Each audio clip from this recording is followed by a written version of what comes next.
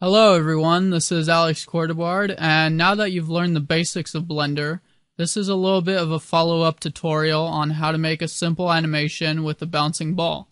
In this tutorial, we're going to be learning about lattices, how to squash and stretch our ball, how to rotate it and move it, and also edit it using the graph editor. So we're going to cover quite a few things in this tutorial, and by the end of it, you should feel competent enough to do a couple animations of your own. So let's get started. The first thing that we need to do is to set up our scene. So let's delete the cube by hitting X, delete, and now Shift A, add mesh, UV sphere. Go over here and click on smooth shading, and now G, Z, 1 to bring it up 1 blender unit. Now Shift A and add a plane, and let's scale that up 8 blender units by S8. This will be our floor. Now what we want to do is to set up the camera so that it's looking at the sphere at this particular angle right here. Now to do that, you could hit 0 on the numpad to go into camera view, grab the camera and move it and rotate it around, or even grab it from here and do that. But an easier way is, if you want the camera to be aligned with your current view, just hit Control, Alt, numpad 0, and it will automatically align it with whatever view you're in. So let's go into front view by hitting 1 on the numpad, and now hit 8 on your numpad twice to go up a little bit, and now Control, Alt, numpad 0, and let's bring it down. And now to zoom in the camera, you could grab it and bring it in like this, but an easier way, once again, is to hit G and then middle mouse click, and if you move your mouse up and down, you can see that it zooms the camera in and out. So let's zoom it in to about right here, and now we want our plane to go past the camera. So select the plane and just scale it up until the rectangle of the camera is within the plane.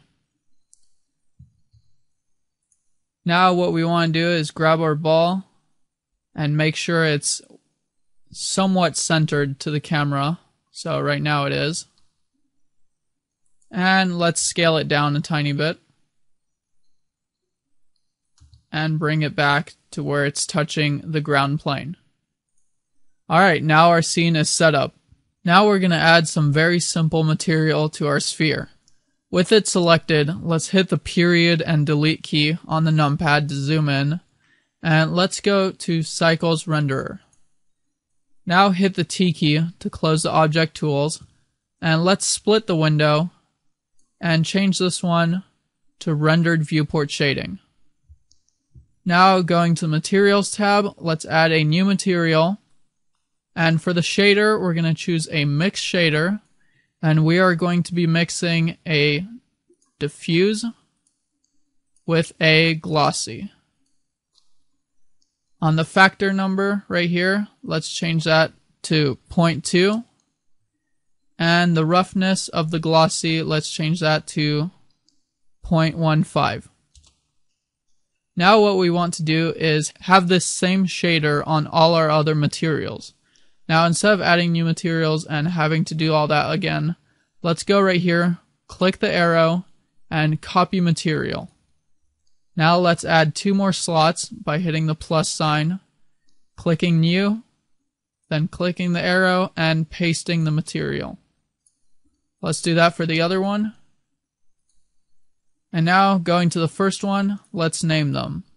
This one will be white, red, and blue. Going to the red, let's go into top view, hit tab to go into edit mode, and control tab and go into face select mode. Now we want to select 8 or 16 total face loops. So Alt, Shift, right click, and select 8 on this side, and then 8 on the opposite side.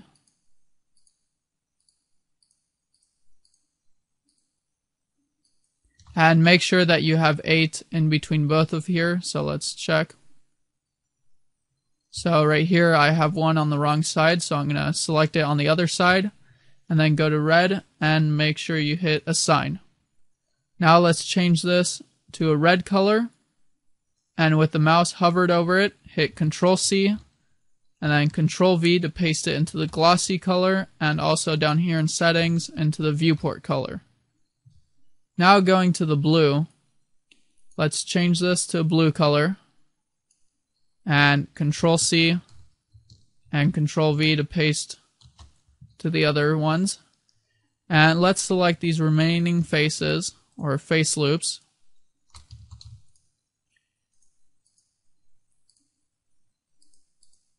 And once you have all of them selected, go ahead and click on Assign.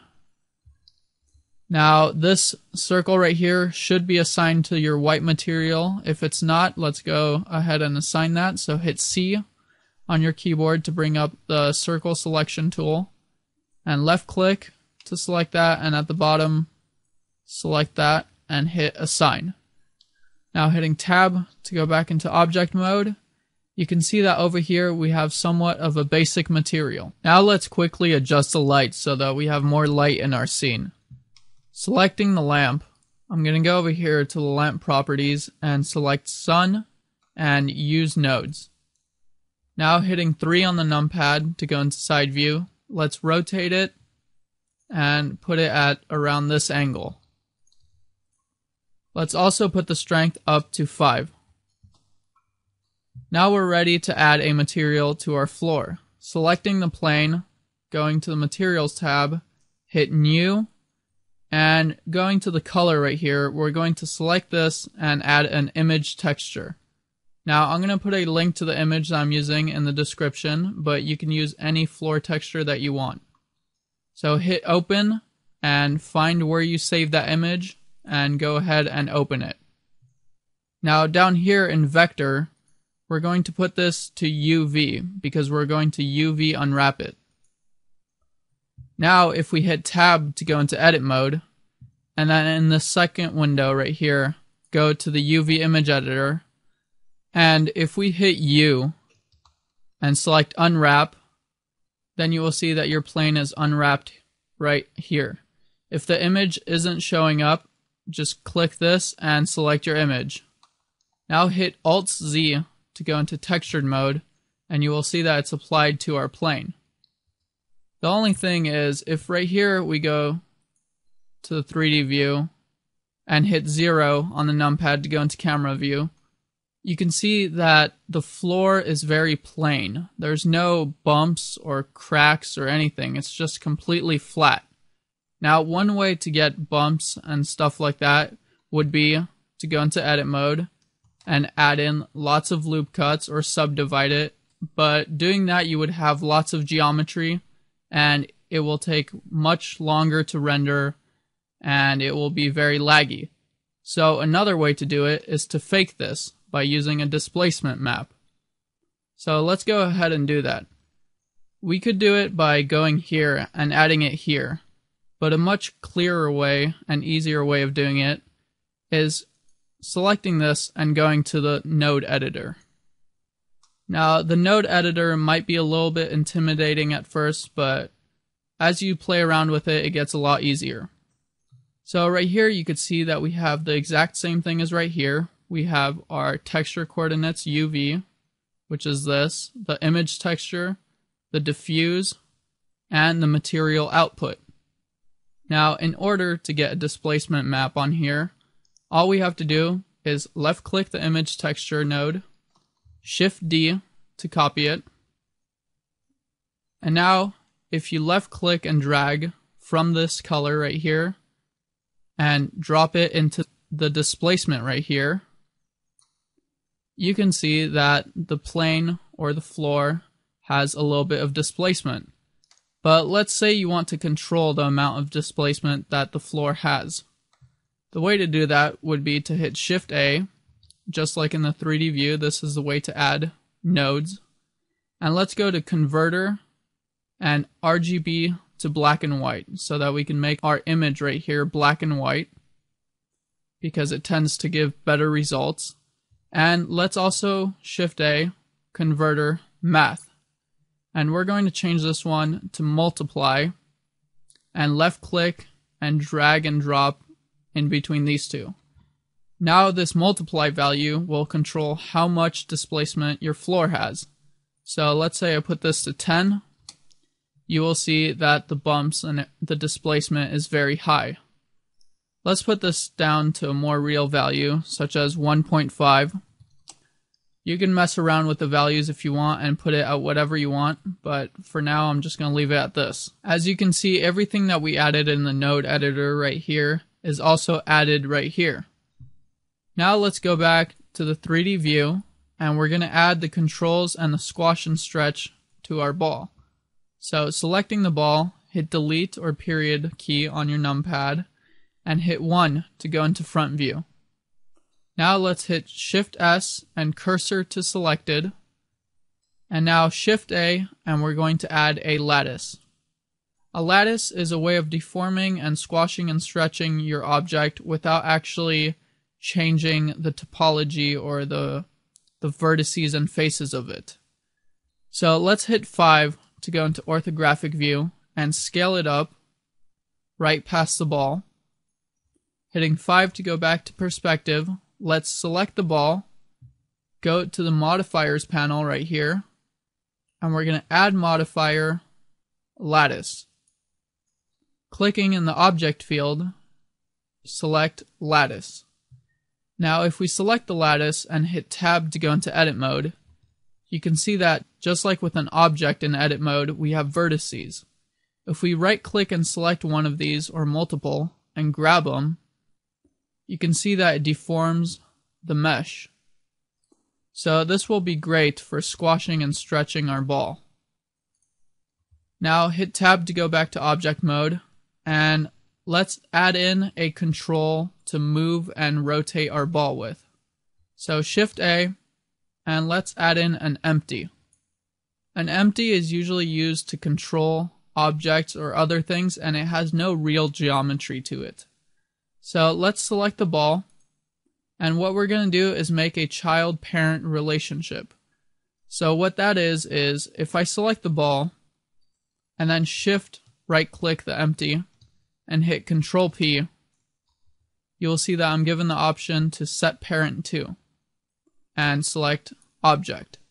What this does is if you grab the ball, you can see that you can move it independently, but now the ball is a child of the empty, which is a parent. So if we grab the empty and move it, you will see that the ball follows the empty. So this is a great way of using an empty to set up parents, and you can use empties for various other things, but using parents is a great way to have multiple objects follow a single object. Let's also do it with the lattice. So select the lattice, Shift right click the empty, Control P, and set the parent to that. So now if we grab this, it moves both of them. Now going to front view, which we're in, let's grab the ball, and looking in our camera view here on the left, let's place it right outside of the camera view. Now what we're going to do is let's see which way our ball is going to be moving and rotating. So we know that it's going to be moving on the x-axis right here, and it's also going to be bouncing, so it's going to be moving on the z-axis. So let's hit N and scroll all the way to the top, and you can see the locations right here. So it's going to be moving on the x and the z, so we don't need the y because it's not going to be moving on the y. Let's lock that. So now you can see if I hit G and Y, I can no longer move it on the y-axis. And the rotation, if we hit R and Y, we can see that it's going to be on the y-axis. So let's lock both of the other ones, since we're not going to be rotating on the Z or X. And the scale, we're not going to scale it at all, so let's lock all three of these. Now let's animate our ball. With the empty selected, go to front view with numpad 1 and make sure that you're on frame 1. Now hit I and mark the location and rotation. We don't have to worry about the scale. Now let's move ahead to frame 24, which if we're at 24 frames a second would be 1 second of animation. And let's grab the empty, and looking on the left panel, let's bring the ball to the center of the scene and touching the ground floor. Left click to confirm, and let's mark the location and rotation. Moving another 24 frames to frame 48. Let's grab the empty again and move it up and out of the camera view. And hit I, location, rotation. Now you can see that if I scroll through this, we have a problem, and that is that the way the ball is bouncing is more of a U shape. It's not going up and bouncing and then going straight back up and out of the scene. It's more doing of an arc. So to fix that, what we need to do is go over here and change it to Graph Editor, and let's toggle down the location and rotation right here. And what we're going to be worrying about is the Z location, because that's the bounce, the up and down movement. So let's hide all of these except for the Z location. You can see that all the graphs are right here, and it'll be much easier if we clear everything else out. And if we look at the Z location graph, which is this one, you can see that right here, this is the path that the ball is taking. And as you can see, it's more of a U shape, and that's why the animation is like that.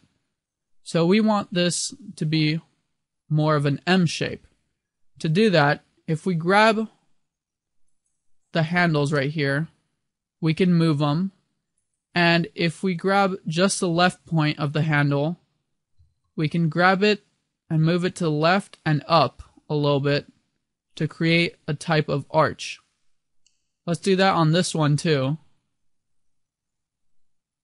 And now you will see that it goes up and then down, and then back up and down a little bit.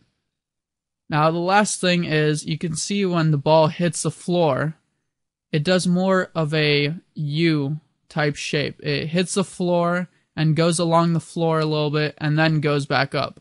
What we want it to do is hit the floor, and then as soon as it hits the floor, jump back up. Now, you could try and grab this and move it, but you can see that it moves both at the same time.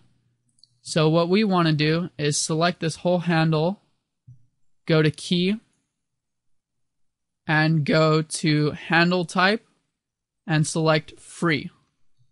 Now you can move each of these points independently without affecting the other one. So if we grab this up like so, you can see that now this part right here is more of a straight down, and then instead of staying on the plane a little bit, it just jumps straight back up. So if I scroll through this, you can see what's happening. Now the horizontal values right here is the time. So if I were to grab this handle and move it, you can see that this keyframe right here also moves because I'm moving the length of the animation. So now it does not end on frame 48, but on another frame. And if I undo that with Control Z, if I go right here, the vertical value is the value of the location of the ball, or whatever the graph represents. So if I hit G and Y to lock it on the Y-axis and bring it up, you can see that I can move how high or low the ball will be. So what we want is for this value right here to be a little bit lower than the first one, because when the ball bounces and then hits the floor, there will be gravity and friction, so the second bounce will be a little bit lower than the first one. So hit G, Y, and bring it down a little bit so that it's under this first one. Now let's take a look at the X location. So let's unselect the Z and select the X. You can see that right here we have three handles. The first one, which is the beginning of the animation, the last one, and a middle one.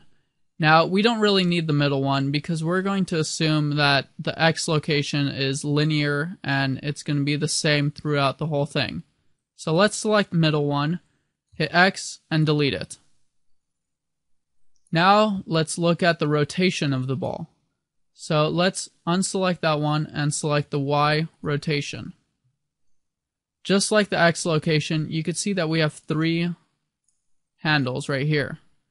If I select the last one, hit G and Y to bring it up, and zoom out a little bit,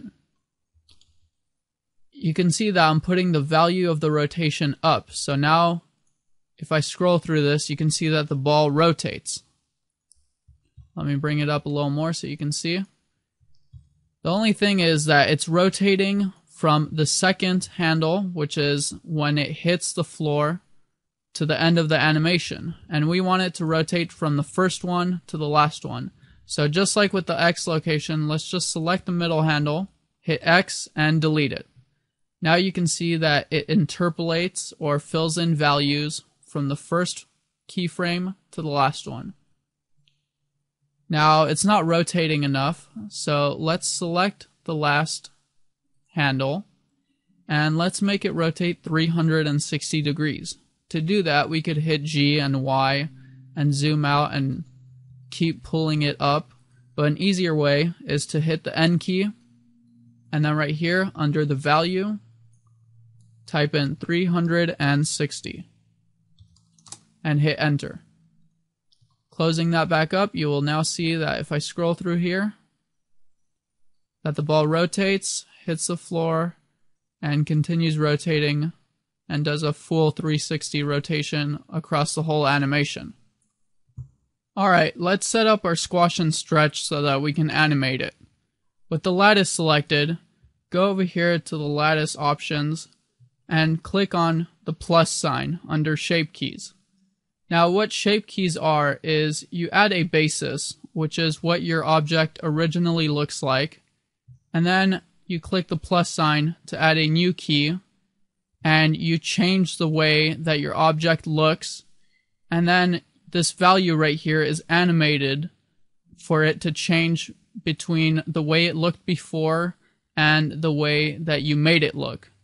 So let's do this and you'll understand more how it works. So on key 1, let's name this to squash and stretch. And now put the value all the way up to 1. Hit tab to go into edit mode, and with everything selected with the A key, hit S and Z to scale it along the Z axis. And now squash your ball to however much you want. Left click to confirm, hit tab to go back to object mode, and now you can see that this value now, if I bring it down, it goes back to how it originally was, to the basis, and if I bring it up, it squashes. Now to stretch the ball, we could add a new shape key and then put the value up and stretch it, but since the stretch and the squash is pretty much exactly the same except opposite directions, what we could do instead is remove this key 2 by hitting the minus sign, go to squash and stretch, and you can see that the max value right here is 1. So if I go to 1, it's squashed, and the minimum value is at 0. But if we put this to -1, you could see that now if I bring this down, instead of going to 0, I will go into the minus area and it will stretch now. So now with just one shape key, we have the squash and stretch, and if we type in 0, it's back to how the ball originally was. Now let's go ahead and animate the squash and stretch of our ball. With the lattice selected, let's go to frame 24, which is when the ball hits the floor. Now go ahead and put this value up so that it squashes. I'm going to put it to something a little bit extreme so that you could see it better. So I'm going to put it to 0.8. And you can now see that the ball doesn't touch the floor anymore, but don't worry about that, we'll fix it in a bit. I'm now going to hit I with my mouse hovered over this value to insert a keyframe. And now I want the ball to squash and stretch less and less as it bounces out of the scene. So to do that, I'm going to hit the right arrow on my keyboard to move ahead 4 frames to frame 28.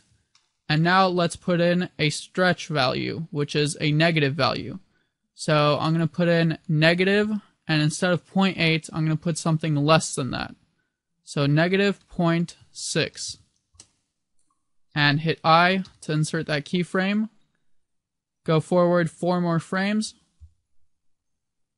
And insert a positive value, which is less. So we're going to put 0.4. Hit I. Forward 4 more frames. Negative 0.2. Hit I. And then the last one, forward 4 more frames. And we're going to put in 0. And hit I. Now if I scroll through this, you can see what happens. The ball hits the floor and then squashes and stretches less and less as it bounces out of the scene. Now you can see the problem right here is that the ball's squashed the whole time even before it hits the floor. And we don't want that. So to fix that, go to frame 1 and put this value at 0. And hit I. Now you can see that the ball is fine, except that right now, if you scroll through this, you can see that it slowly gets squashed throughout this whole time because it's interpolating or filling in values from this frame to frame 24. So what we want to do is have a value of 0 from here all the way to frame 23, and then for it to jump to frame 24 and be squashed. Now, a way is you could go to frame 23, put in a value of 0, and hit I, and now it stays at a value of 0 till frame 23, and jumps at frame 24 to 0.8. But this way is not very intuitive, and it's kind of messy, so an easier and better way to do it is, first I'm going to go back to frame 23, hover my mouse over here, and hit Alt-I to remove that keyframe. And now going back to the graph editor right here with the lattice still selected, let's toggle down the key right here. And if I select squash and stretch, or if it's already selected, hit the delete or period key on the numpad to zoom in, you can see that we have our squash and stretch values right here. Now the problem is right here. This is frame 1, and this is frame 24 where it squashes and hits the floor. As you can see, the value is slowly going up, so during this whole time, the value and the squash is going. What we want it to do is stay down here, or stay at value of 0, all the way to right here to frame 23, and then at frame 24, jump up to a value of 0.8. Now to do that, we have to change the interpolation mode, or the values that are being filled in. If we go right here to key, and go to interpolation mode, and put constant, the key or the frame that you put constant on will have a constant value of that until the next frame. So we'll have a constant value of 0 until frame 24, where it will jump to 0.8. So if I scroll through this, you can see that's fine, and then once it hits the floor, it squashes and then stretches out of the frame. Now let's fix the problem of the ball not touching the floor. First, I'm going to hit the N key to close this panel, and with the empty selected, let's go to frame 24, then hit 1 on the numpad to go into front view, and let's zoom in so that we can see exactly where it's at. Going to the graph editor, let's deselect the Y rotation and select Z location.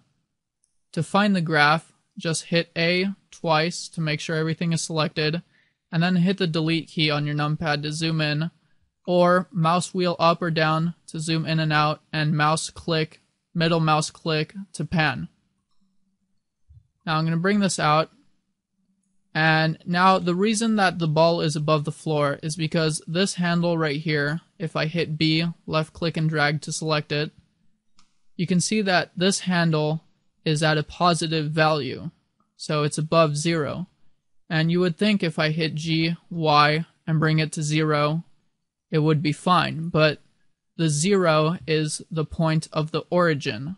So right now the origin is at 0, but since the ball has more mass and circumference to it, we need to bring it up a little bit above 0. So let's hit G, Y, and let's bring it to where the ball touches the floor just a little bit. Let's take a look at our animation.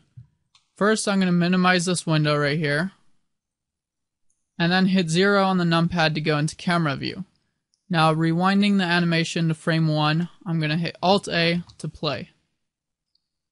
Alright, let's put the end frame at frame 50, so that when we hit Alt-A once again, it loops.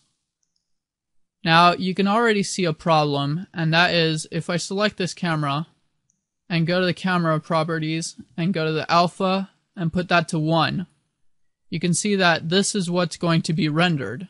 And you can also see that the ball half the time is out of the frame.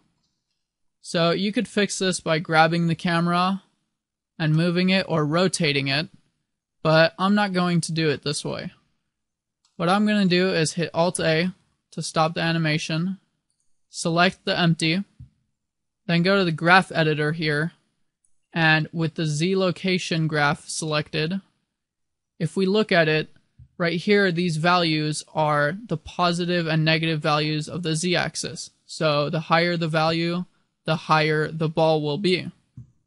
So if I hit Alt-A to play it, and then select everything on the graph by hitting A, and I hit S and Y to scale it, you can see that I could scale how high the ball goes. Now the problem is that right now I'm also scaling right here, which is the point of impact. So if I hit SY, you can see that the ball no longer touches the floor anymore. I'm going to hit Control Z, and the way to scale it so that this stays at this point on the floor, we're just going to left click on the little dot to put our 2D cursor right here. Then down here, select this and select pivot point to 2D cursor. Now with everything selected, if I hit S and Y, you will see that it scales along the 2D cursor. So I'm going to hit 0 to go into camera view, hit S, Y, and scale it down so that the ball stays within the frame to about right here. Now if you look at the beginning, it kind of looks like the ball pauses momentarily, but the reason it looks like that is because you can see the empty and the lattice. If we hit Alt-A to pause it, and then select both the lattice and the empty, and then hit H to hide it, and then hit Alt-A, you can see that the animation is smooth. Hit Alt-H to unhide it, and you could do any changes that you want. For example, if you don't like the arch right here, or the arc of the ball right here, you could grab this and bring it down to make it arc less, and do whatever you want. For now, I'm going to leave it like this, and we're going to go to the final part, which is going to be rendering this to several images and then making those images into an animation movie. One last thing that we can do to improve our animation is if I play it, you can see that the ball is completely straight. So let's go ahead and give it a random rotation. Select the ball and then hit R and R twice to give it a random rotation. Now if I play it, you can see that it looks a lot more realistic. Alright, now we're ready to render. Let's go to the render properties right here, and for the render presets, let's select HDTV 720. Make sure that it's set to 100%. The start frame should be 1, end frame 50. Right here is the output folder, and this is where all the images are going to be saved. So I suggest creating a folder on your desktop, then clicking here and selecting that folder and click accept. Then our format is going to be PNG. And now let's give it a quick test render by hitting F12. And you can see what we get right here. Now if you find that your image is too noisy, just go over here into the integrator and change the render samples to a higher number. It will give you a better result, but the render time will be more. You could also play around with these values here, but for now I'm going to leave them. And I'm also going to leave the samples at 10 for this tutorial. Now all you have to do is hit animation, and now it's going to render from frame 1 to 50.